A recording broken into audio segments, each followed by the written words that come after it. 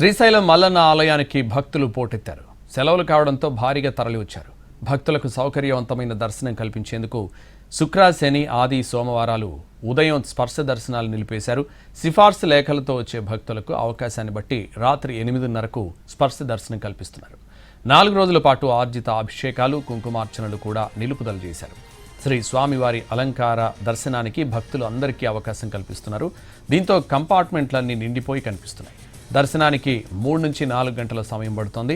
Queue లైన్లలోని భక్తులకు ఇబ్బందులు లేకుండా అల్పాహారం, మంచినీరు, పాలు, బిస్కెట్లు అందిస్తున్నట్లు ఈవో శ్రీనివాసరావు, చైర్మన్ పోతుగుంట రమేష్ నాయుడు తెలిపారు.